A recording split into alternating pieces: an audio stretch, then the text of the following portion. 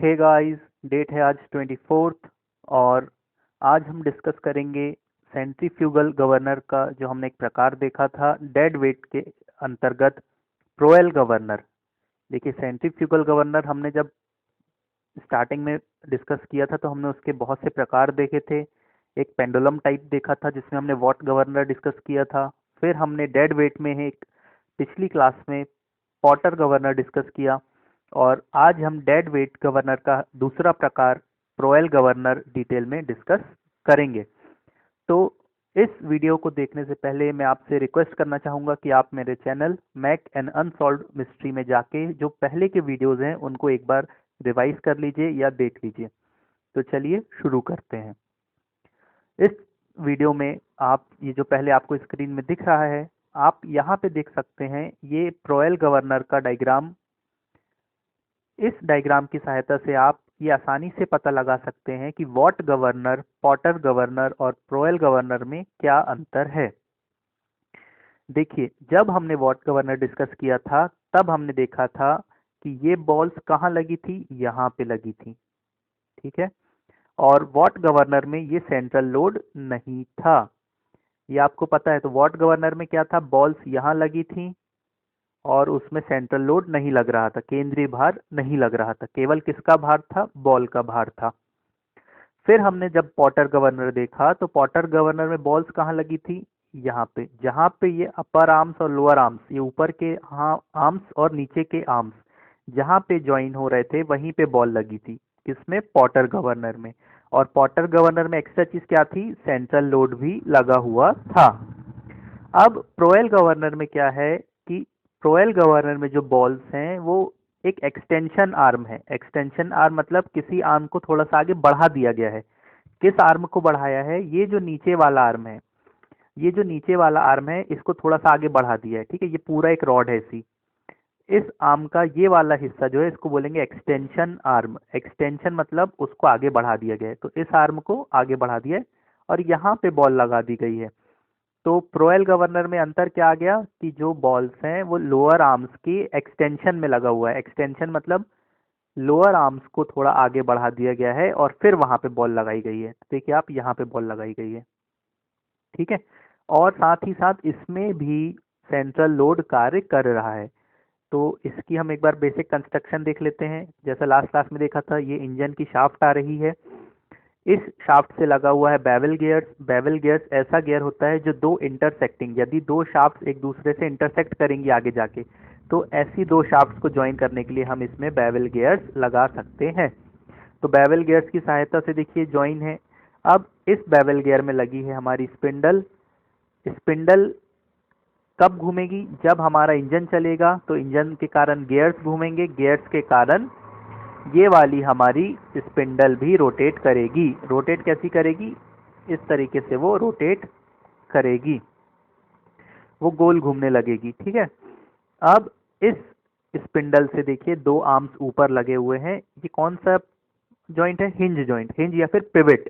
Pivot मतलब वो ऊपर नीचे मूव कर सकते हैं। इस तरीके से ये लिंक्स भी ऊपर नीचे घूमने के द्वारा ऊपर नीचे मूव कर सकते हैं। तो पूरा की पूरा ये जो मैकेनिज्म है ये पूरा गोल घूमेगा, ठीक है, पूरा गोल घूमेगा। स्पिंडल अकेली गोल नहीं घूमेगी, ये पूरा की पूरा मैकेनिज्म गोल घूमेगा।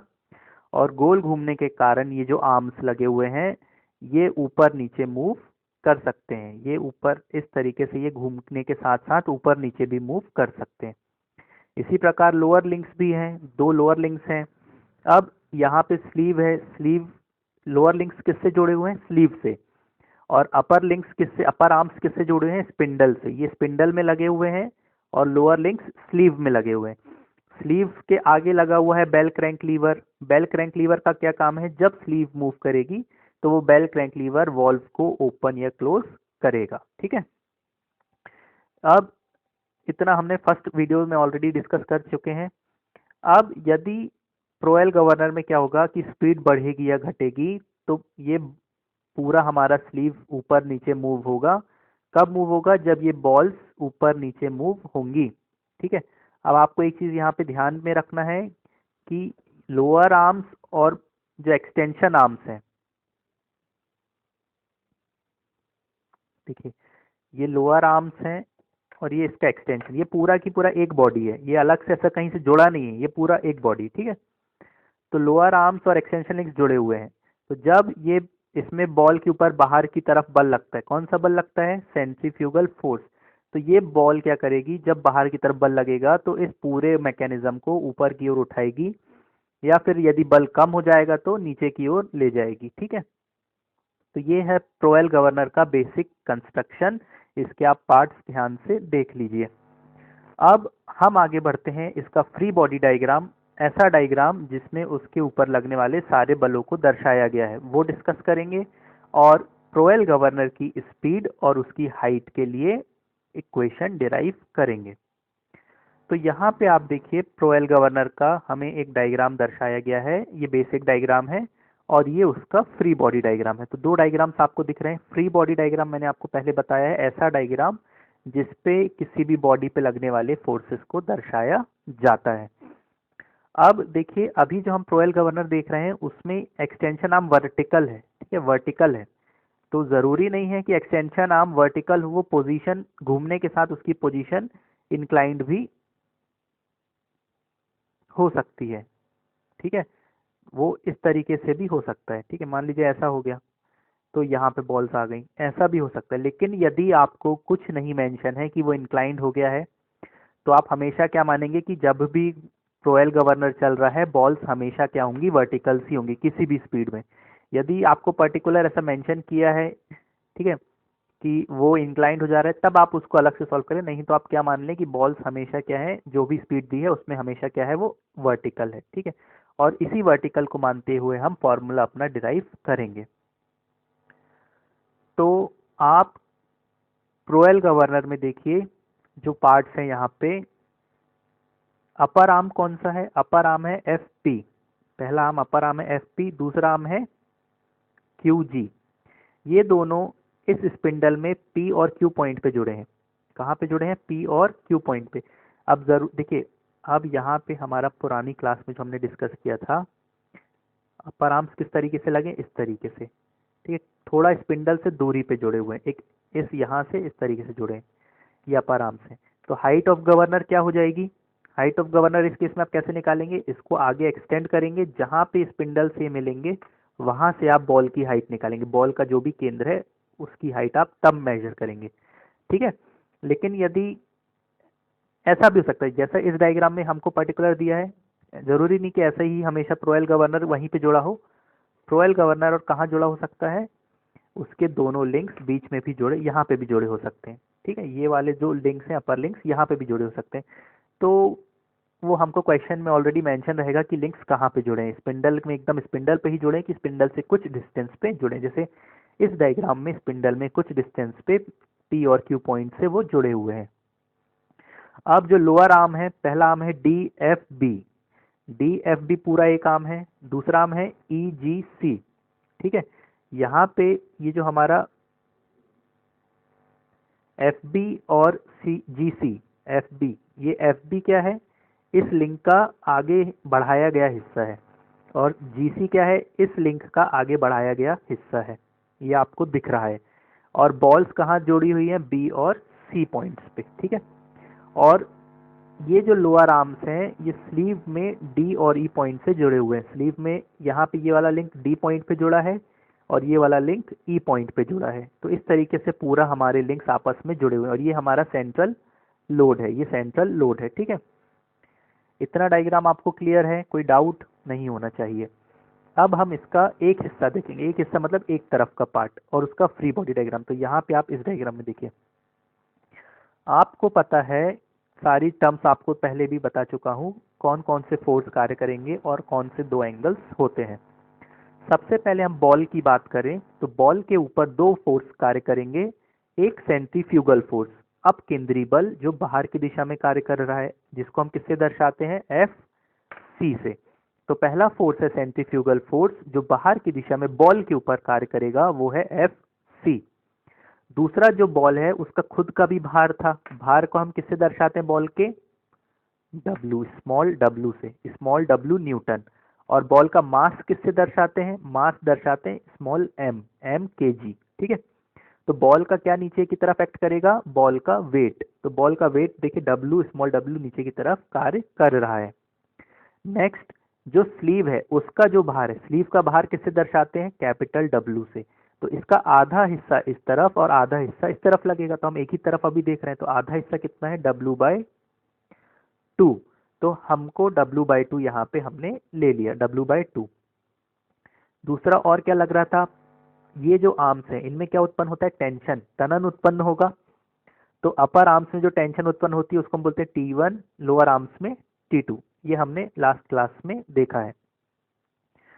फिर क्या था, अल्फा एंगल, जो ऊपर के आर्म्स हैं, ये जो ऊपर का आर्म है ये वर्टिकल लाइन के साथ, जो एंगल बनाती है उसको बोलते हैं अल्फा। और जो नीचे का आर्म्स है, नीचे का जो आर्म है वो वर्टिकल के साथ जो एंगल बनाती है उसको बोलते हैं बीटा। ये दो एंगल्स हमने देख लिए। अब इसका इंस्टेंटेनियस सेंटर, हमने सारे इंस्टेंटेनियस सेंटर मार्क कर लिए, हमको केवल एक ही सेंटर यहाँ पे इंपॉर्टेंट है, आई। ये कैसे आया है, ये लास्ट क्लास में डिस्कस किया है, और इसके लिए आप जो चैप्टर 1 बेसिक चैप्टर है इंस्टेंटेनियस सेंटर वेलोसिटी के लिए, आप उसको अच्छे से पढ़ लीजिए। तो ये हमारा बेसिक कंस्ट्रक्शन हो गया। ये गवर्नर एक्सिस है, ये अपर आर्म है, लोअर आर्म है, ये यहाँ P पॉइंट से जुड़ा है, ये यहाँ D पॉइंट से जुड़ा है, ये बॉल का लोअर लिंक का एक्सटेंशन आर्म है, FC फोर्स लग रहा है, ये इसका इंस्टेंटेनियस सेंटर बना दिया। और क्या किया है हमने यहाँ पे, ध्यान से देखिए, और हमने इस BF, ये जो लाइन है इसको नीचे एक्सटेंड किया, तो ये जहाँ पे इस हॉरिजॉन्टल लाइन से मिलेगी उसको हमने नाम दिया है M। ठीक है, कौन सी लाइन को, BF जो लिंक है उसको नीचे की ओर एक्सटेंड करेंगे आप यहाँ पे, तो ये इस पॉइंट से जो लाइन आ रही है ये दोनों जहाँ पे मिलेंगी इसको नाम देंगे कैपिटल M। ठीक है, ये कैपिटल M इस पॉइंट का नाम रख दिया है हमने। अब आप इस डायग्राम में देखिए, ये वाला एंगल कितना हो जाएगा, ये एंगल अल्फा है तो ये एंगल भी अल्फा हो जाएगा, और ये वाला एंगल हो जाएगा इस साइड का बीटा। तो ये पूरा डायग्राम आप एक बार और अच्छे से ध्यान से इसको वीडियो पॉज करके स्क्रीनशॉट लेके अच्छे से देख लीजिए। अब हम आगे बढ़ते हैं। तो ये हम फ्री बॉडी डायग्राम इसका दिख रहा है। अब हम क्या करेंगे, ये जो आई पॉइंट है, आई पॉइंट के अबाउट कौन कौन से बल के कारण आघूर्ण उत्पन्न हो रहा है, आई पॉइंट के अबाउट, आई पॉइंट के सापेक्ष कौन कौन से फोर्सेस के कारण बेंडिंग टर्निंग मोमेंट या मोमेंट उत्पन्न हो रहा है। मोमेंट क्या होता है, बल के कारण यदि घुमाव उत्पन्न होता है तो उसको मोमेंट बोलते हैं। मोमेंट कैसे निकालते हैं, बल इंटू उस बल की दूरी, वह बल बिंदु से, जिस बिंदु पे भी आप मोमेंट निकाल रहे हैं वहां से कितनी दूर है, कौन सी दूरी होती है, परपेंडिकुलर, लंबवत दूरी ली जाती है। तो हम यहाँ पे देखें आई पॉइंट के अबाउट, हम देखें कौन कौन से बल हमें आघूर्ण दे रहे हैं, घुमाने का कार्य करेंगे। सबसे पहले जो बॉल के ऊपर अपकेंद्री बल लग रहा है ये घुमाने का कार्य करेगा। ये किस दिशा में घुमाने का कार्य करेगा, आप यहाँ से देख रहे हैं तो ये एंटी क्लॉकवाइज घुमाने का कार्य करेगा। बल कितना है, FC, और बल की लंबवत दूरी, इस पॉइंट से लंबवत दूरी, ये दूरी, ठीक है, तो ये दूरी किसके बराबर होगी, B से लेके M तक। ये दूरी कितनी है, B से लेके M तक। तो फोर्स कितना हो गया, FC, और उसकी दूरी कितनी है, BM। तो पहला मोमेंट हमने देखा bending moment A, turning moment FC into BM, FC इस तरफ लग रहा है इंटू BM, पहला मोमेंट। दूसरा मोमेंट कौन सा आएगा, ये जो हमारा स्मॉल w, बॉल का वेट है, नीचे की तरफ लग रहा है, आप यहाँ से देख रहे हैं, तो ये किस तरफ घुमाएगा, इधर से आप देख रहे हैं तो क्लॉकवाइज घुमाने की कोशिश करेगा। तो ये पहला FC इस तरफ लग रहा था एंटी क्लॉकवाइज, और ये W के कारण क्लॉकवाइज, तो क्लॉकवाइज आएगा, इसलिए हमने इक्वल टू के इस तरफ ले लिया उसको। तो फोर्स कितना है, स्मॉल w। अब स्मॉल w कहाँ लग रहा है, यहाँ पे, इसकी दूरी कितनी है, इतनी, IM। तो स्मॉल w की दूरी कितनी है, I से लेके M तक, IM। नेक्स्ट फोर्स जो है वो है W/2, वो भी यहाँ से आप देख रहे हैं I से नीचे की तरफ लग रहा है, कैसा घुमाएगा, क्लॉकवाइज। तो वो W जो है स्मॉल w उसी में ऐड हो जाएगा, तो small w into IM plus W/2 into, अब इस W/2 की दूरी कितनी है, I से लेके D तक इंटू ID। तो ये इतने मोमेंट्स कार्य करेंगे। बाकी T1 और T2 जो है वो टेंशन है, वो रॉड के अंदर उत्पन्न हो रहे हैं, तो उसके कारण बेंडिंग मोमेंट नहीं आएगा। अब आप यहाँ पे देखिए, स्मॉल w की जगह आप क्या लिख सकते हैं, mg, और कैपिटल W की जगह भी क्या लिख सकते हैं, mg। तो कैपिटल W की जगह हमने mg लिख दिया, स्मॉल w की जगह भी mg लिख दिया, यहाँ स्मॉल m यहाँ कैपिटल M। फिर आपको क्या करना है, ये जो FC में b मल्टीप्लाई हो रहा है इसको आप नीचे डिवाइड कर दीजिए, इस तरफ ले जाइए और उसको नीचे डिवाइड कर दीजिए। और साथ ही साथ ये जो ID है, ID को आप क्या लिख सकते हैं, IM प्लस MD। तो ID की जगह आपने क्या लिख दिया, IM प्लस MD, इतना आप कर सकते हैं। अब हम आगे बढ़ते हैं। अब जब आपने इतना किया, फिर आप क्या करिए, जो दाईं हाथ पे जो इक्वेशन बन रही है उस इक्वेशन को पूरी तरीके से FM से मल्टीप्लाई और डिवाइड कर दीजिए, या फिर ये ना करके आप कर सकते हैं पूरी इक्वेशन से FM और BM को कॉमन ले लीजिए। जैसे यहाँ पे FM अपॉन BM को कॉमन बाहर निकाल लिया है, इसको जब आप पहले वाली इक्वेशन से बाहर निकालेंगे तो ब्रैकेट के अंदर क्या बचेगा, ये वाला टर्म बचेगा। ये आप अपनी कॉपी में सॉल्व करिए, आपको आसानी से समझ में आ जाएगा। तो FM अपॉन BM को आपने बाहर ले लिया, तो ब्रैकेट के अंदर क्या बचा, ये वाला टर्म बचा। अब इस टर्म में हम देखें, हमको एक टर्म मिला है IM upon FM, IM upon FM। तो ये IM अपॉन FM कहाँ से आएगा, देखिए आप ये वाला ट्राइंगल देखिए IFM, ठीक है। इस ट्राइंगल में IM कहाँ है, ये IM है, FM कहाँ है, ये FM है, और ये एंगल कितना है, अल्फा। तो IM अपॉन FM क्या है, परपेंडिकुलर अपॉन बेस, ठीक है, लंब बटे आधार। तो ये किसके बराबर होगा, tan अल्फा के। तो IM अपॉन FM की जगह आप क्या लिख सकते हैं, tan अल्फा। इसी प्रकार MD upon FM, MD upon FM निकालने के लिए आप ये वाला ट्राइंगल देखिए, ठीक है। यहाँ पे MD कहाँ है, ये है, FM कहाँ है, ये है। तो MD अपॉन FM क्या होगा, tan बीटा। तो इसकी जगह आप क्या लिख सकते हैं, tan बीटा। फिर आप इस पूरी इक्वेशन से क्या करेंगे, इस पूरी इक्वेशन से आप tan अल्फा को कॉमन निकाल लीजिए, tan अल्फा को कॉमन निकाल लीजिए। तो tan अल्फा बाहर आ गया यहाँ पे, तो अंदर क्या हो जाएगा, tan अल्फा यहाँ से बाहर आ गया और इसमें tan बीटा में यहाँ डिवाइड हो जाएगा। तो tan beta upon tan alpha आपको पता है क्या होता है, tan बीटा अपॉन अल्फा होता है Q। tan beta upon tan alpha की जगह हम क्या लिख सकते हैं, Q। तो आगे बढ़ते हैं। तो देखिए यहाँ पे हमने, और फिर अब हम और क्या पुट कर सकते हैं, FC का मान, FC का मान कितना होता है, MR omega square. tan alpha कितना है, R अपॉन H, और Q कितना है, tan beta upon tan alpha. ये वैल्यू जब आप पहले की इक्वेशन में पुट करेंगे तो इस तरीके से कुछ हो जाएगी। अब इसमें आप क्या करिए, M और R को नीचे यहाँ डिवाइड कर दीजिएगा, M और R को इधर ले जाइए, ओमेगा बचेगा, ओमेगा स्क्वायर। ओमेगा की जगह आप क्या रख सकते हैं, 2 पाई n अपॉन 60, और G की जगह 9.81, जहाँ भी G होगा वहाँ पे 9.81। फिर जब आप इस पूरी इक्वेशन को वैल्यूज पुट करने के बाद जो टर्म्स कैंसिल हो रहे हैं उनको कैंसिल करने के बाद, जैसे G कैंसिल हो जाएगा सब जगह से, कैंसिल करने के बाद जो आपको इक्वेशन मिलेगी वो हो जाएगी ये वाली, n स्क्वायर बराबर FM upon BM, M plus capital M by 2 1 plus Q upon M into 895 upon H। तो n क्या है, गवर्नर का RPM। FM क्या है, FM जो बॉल थी, इसे लिंक्स था, यहाँ पे पॉइंट F था हमारा, मान लीजिए। तो ये FM था, इतनी लंबाई FM थी। BM क्या था, ये पूरी लंबाई BM थी। एक बार डायग्राम में और अच्छे से देख लेते हैं। देखिए FM क्या है, ये FM है, यहाँ से लेके यहाँ तक ये FM है। BM क्या है, ये पूरा की पूरा है BM। तो FM और BM आपको समझ में आ गया क्या है। FM ये जहाँ पे आर्म्स जुड़े हुए हैं, ये F से लेके M तक की दूरी। BM क्या है, बॉल के केंद्र से नीचे M पॉइंट तक की दूरी। तो ये फॉर्मूला हमने डिराइव किया। अब इसमें भी कंडीशन आप अप्लाई कर सकते हैं, ठीक है। कौन सी कंडीशन अप्लाई करेंगे, Q का मान 1 ले लेंगे। यदि अल्फा और बीटा दोनों आपस में बराबर दिए होंगे तो Q का मान आप कितना रख सकते हैं, 1। तो Q का मान कब 1 रखेंगे, जब अल्फा और बीटा बराबर हो। और दूसरी कंडीशन कर सकती है, यदि फ्रिक्शन भी होगा, स्लीव और स्पिंडल के बीच में फ्रिक्शन होगा, तो आप क्या करेंगे, उसमें F को जोड़ देंगे, फ्रिक्शन का फोर्स जोड़ देंगे। तो देखिए पहली जो अभी हमने इसके पहले इक्वेशन डिराइव करी, ये इक्वेशन कहीं पे भी आप यूज कर सकते हैं, ठीक है। कहाँ पे, मतलब जहाँ पे फ्रिक्शन ना हो उसके अलावा आप कहीं पे भी यूज कर सकते हैं। और दूसरी एक और चीज कब यूज करेंगे, जब जो बॉल का एक्सटेंशन लिंक है वो वर्टिकल हो, ठीक है, सीधा हो, तब आप ये इक्वेशन उसमें आसानी से इस्तेमाल कर सकते हैं। अब दूसरी बात आती है कि यदि Q का मान 1 हो जाएगा, अल्फा बीटा बराबर हो जाएंगे, Q का मान बन जाएगा, तो नया फॉर्मूला क्या जाएगा, ये n स्क्वायर बराबर FM upon BM, M plus M upon M into 895 upon H। तो पॉटर गवर्नर का फॉर्मूला यदि आपको याद है तो n स्क्वायर बराबर M plus M upon small m into क्या था, 895 अपॉन H।